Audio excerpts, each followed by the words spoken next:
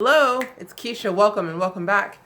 We are reading Prosperity's 10 Commandments by Georgiana Tree West, and I do believe we are on our third commandment as of today. So let's go ahead and close our eyes and center. Take a deep breath in and out. Another deep breath in and out.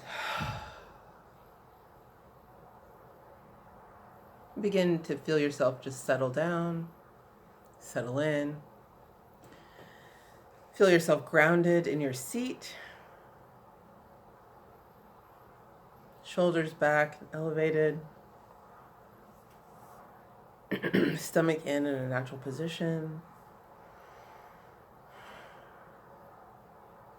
Body relaxed.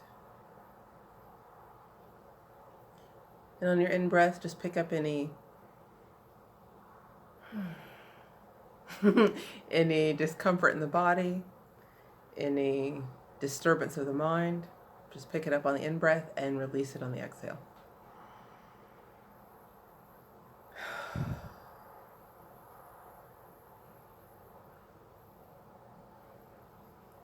And now see a column of white light gently descend over you.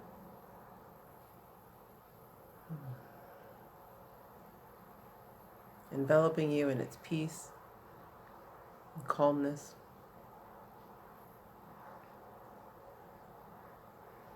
And as you breathe in, take in that light and let it fill your body. As it touches each cell, it quickens them, and it fills in the spaces between the cells, and you are made whole. Any areas of dis-ease or discomfort, just breathe that light into it and watch it dissolve. And pick up all those particles on your inhale and release them on the exhale.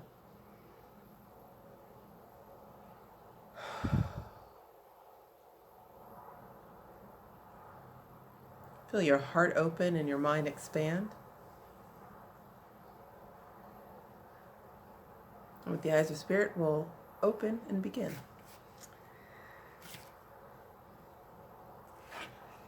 No. I can't pick. My marker's still in there from the second commandment, and I'm like, no, we did that. Absolutely. The third commandment, thou shalt not speak the word of lack or limitation. Thou shalt not take the name of Jehovah thy God in vain, for Jehovah will not hold him guiltless that taketh his name in vain. It is a commonly accepted idea that the third commandment is a warning against blasphemy. When I grew up, it was a warning against cursing. While this is true, it is not generally understood that the blasphemous use of the name of deity involves much more than what is known as cursing. Oh, there we are. Moffat's translation of this passage into modern English reads as follows: You shall not use the name of the Eternal, your God, profanely, for the Eternal will never acquit anyone who uses his name profanely.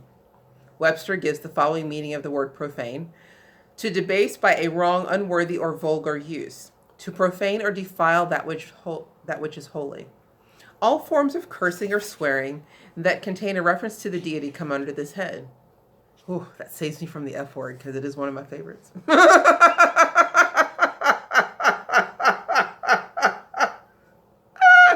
These videos are nothing if not honest.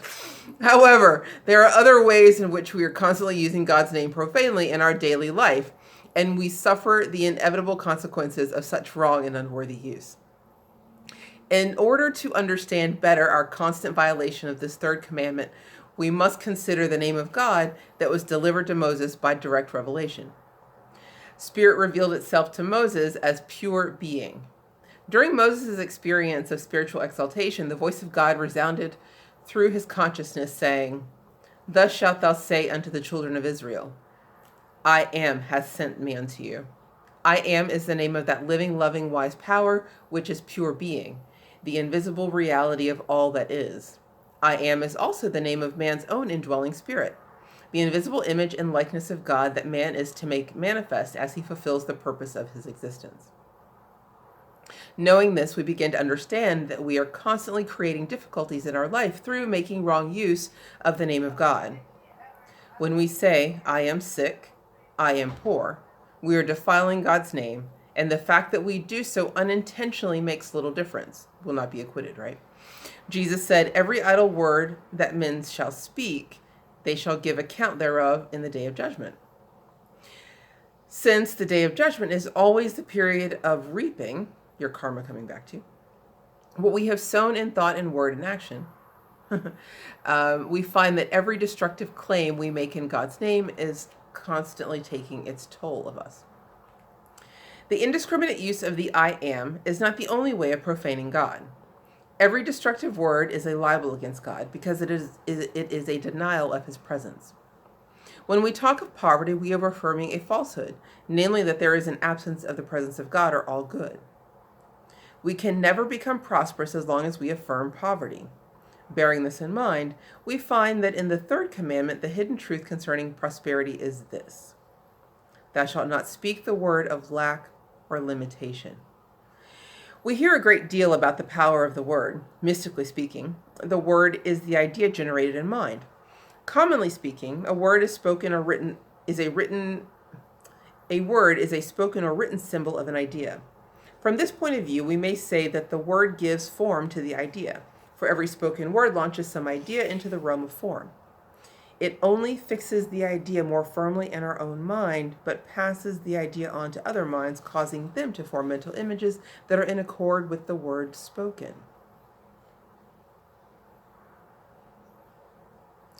I love language, and this is why it is so important. We're going to come back to this. It has been said that we control our thoughts, but our words control us. It is true that it is much easier to change a thought than it is to change the effect and the ensuing consequences of a spoken word. When we talk about our hard luck, our limited circumstances, the lack of any good thing in our life, we reveal that we were making false images and letting them have power over us. We also reveal that we are not looking to God as the source of our supply. These first commandments are so closely interrelated that we cannot obey one without disobeying all three. We cannot disobey one without disobeying all three. The laws of mind go into operation through our words. Mind is threefold in nature: mind, idea, expression. The word, whether oral, written, or expressed in actions, is always the expression of the idea in mind. Whenever an idea is expressed, whether it be true or false, the laws of mind work through it to an inevitable conclusion. If it is a false idea, the result will be a wrong answer to some problem of life. If it is a true idea, the result will be good, a right answer to one of life's problems. It is the expression of the idea or word that starts it on its way to the realm of form. That's what we're talking about, speaking it into existence. The Apostle John saw in Jesus the Word of God. He saw in him the living expression of ideas in divine mind. He said, in the beginning was the Word, and the Word was with God, and the Word was good. And if you've ever had the opportunity, if you might take the opportunity to read the Gospels, Matthew, Mark, and Luke are all of the same voice to some degree. They sound like a person, likely a man, writing and recounting a story of events, a log of events. But when you get to John, it is mystical and mysterious and in a realm other than the other books are written. It's quite interesting, actually. All things were made, so what was it? Okay, this is from John. He said, in the beginning was the Word, and the Word was with God, and the Word was God. All things were made through him, and without him was not anything made that hath been made. John saw that ideas of mind found expression through Jesus. Being a spiritually illumined soul, he understood that the Word always expresses the idea generated in mind and starts it on its way into manifestation. He knew that every created thing comes into existence through the Word, which is always the expression of an idea. He saw Jesus as the personification of the Word, that action of divine mind which gives form to ideas, the action through which the invisible is brought into visibility. Jesus gave no expression to the false ideas of mortal mind. His word was always a true word expressing a divine idea, and for that reason it was always fulfilled. The apocryphal New Testament tells some interesting stories of the way the young child Jesus brought things to pass through the power of his word. In the infancy gospels, we find these passages. Of a truth, this young child is either a god or an angel of God, for every word of his is a perfect work. From whence is this child that every word which he speaketh becometh a perfect work?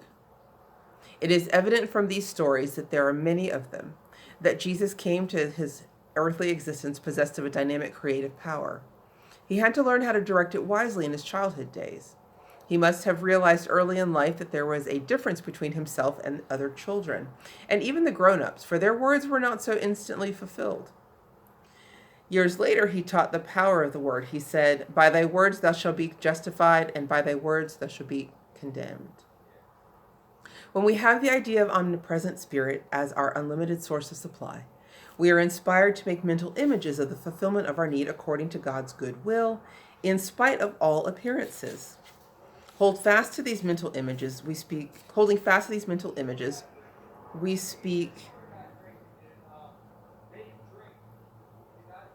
only words of faith, hope, courage, and confident expectation. And the confident expectation of good, and by our words we are justified. On the other hand, every word of lack is the indication of a false mental image and is imbued with the creative power of mind through our persistent thought. As long as our words express these images, we are condemned to lack and limitation. Those of us who feel poor condemn ourselves to poverty through the persistency with which we talk about it, think about it, and allow our mind to be filled with poverty images. I'm going to stop us there. Leave some meat on that bone for Friday. I had my own little challenge this week with limitation and lack, or the words of it, or thoughts of it that I was loath to express and experience. But I'm in the midst of this transition and knowing what's coming up and not knowing when it's actually going to happen. There was a thought that maybe I should start to hold on to my money just a little bit. The Sephora sale was this last week, and I had things in my cart that I've been thinking about for the last couple of months, and I'm like, oh, the sale, I'm going to do this. And then knowing again that this transition in my work is happening, I was thinking maybe I don't need to buy any makeup right now. Like maybe that can wait. And I was talking to a friend of mine, and I said, and she mentioned that because we're both in the same period in our lives where we're making a transition out of traditional work roles. And she's like, no, we need to live in the space of the life we want to be leading. So for her, it's going to be buying kimonos. And she told me I needed to go to Sephora and treat myself. And then I reasoned through that some more. And it's like, this is not the time for lack and limitation. There's nothing about what I'm trying to do in terms of making this switch that speaks to, I want to have less than. No, we just came through Lent. We have been studying those teachings of Jesus, right? That promise of, I have come that they have life and have it abundantly. So I'm really not hearing anything about, I might not be able to meet my bills, or, I'm going to have to be very, very careful with my money. Careful, yes, but not to the extent of, being miserly or being afraid to spend it, because nothing I've done to this point has been in fear, and now would not be the time to step into that. And so, yeah, it's like we need to affirm and act from the space of that which we want to experience. And so for me to say, I shouldn't get anything, or I should save my money, it's different if I'm saying, and this is actually what happened, I went through my cart and I realized that of the 8 things I had in it, only 1 or 2 of them were really important to me. And those were the 2 things I got. And I'm totally, totally, totally happy and excited about my purchases. No guilt attached, and full expectation that money's going to be replenished, because when I spend my money, I say, I look forward to this amount returning to me 1,000-fold.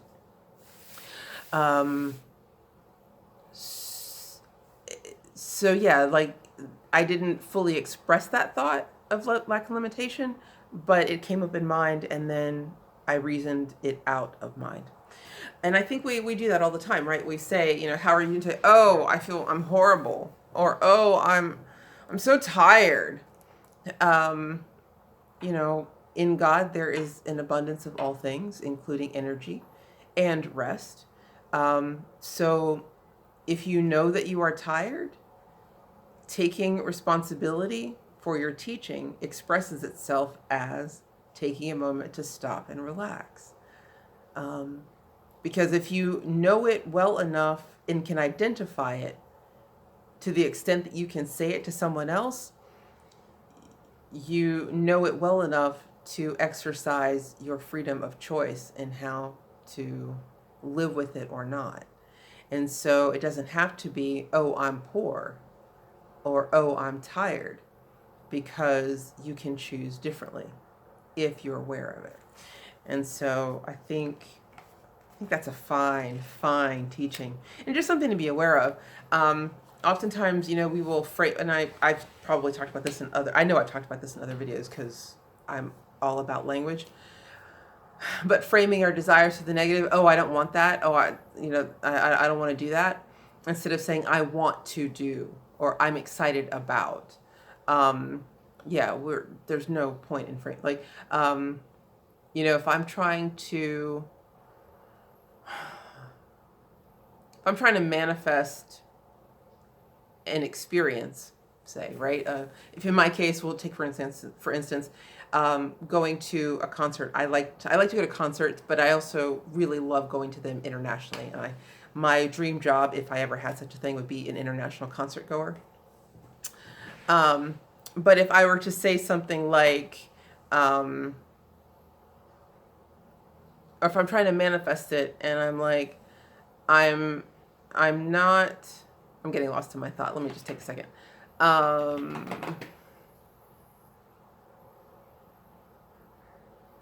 don't want to miss out on this experience, right? That's framing it in the negative. When what I really want is, I want to enjoy this experience. I can get behind that with full faith and excitement. So when you're crafting your affirmations or your prayers, or even in your just general speaking and the way that you talk, if you notice you're framing things in the negative, then that indicates a lack of, whether it's a lack of belief in the possibility of the thing that you're talking about, or lack of awareness that you can actually have it, be it, do it, achieve it, or what have you. If you're expressing it through the negative, then you're not quite sure that it's possible for you. I think it's something that's interesting, like kind of related to that. Let's say, for instance, in corporate speech, someone may write a letter that says, please don't hesitate to reach out to call me. And when I see that in a letter, I'm like, the first thing you read is, please don't. Right? And I know we think it sounds very polite. Oh, don't hesitate to call. Please don't hesitate to call. Instead, feel free to call, right? Feel free. That's an invitation in. And it doesn't put up a barrier. And I know that's a very small kind of semantic sort of thing, but when we're looking to move a mountain with our words, thought, and action, that shift in choice of word makes the difference. It's what moves the mountain, right? And so it pays to be specific and clear and positive in your choice of language. Don't know. Let's take a quick glance back over and see if there's any other point that we wanted to reference.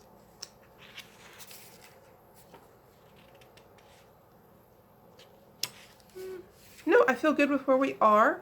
If you all have any comments, questions, put them in the comment section. I like to read. I like to write. I will certainly write you back. We'll leave that. We'll finish up the Third Commandment on Friday and take ourselves into the weekend. Hopefully you are seeing growth and progress. I'm seeing myself in this as I read it, and it's giving me ideas of how, these little minor corrections to make. Definitely am feeling more prosperous and connected. I had some lovely gift manifest for me the other day, and related to my Sephora sale. So lots of good things are happening, even more is to come, and I look forward to sharing it all with you. Until then, have a good one. Love you in the meantime. Bye.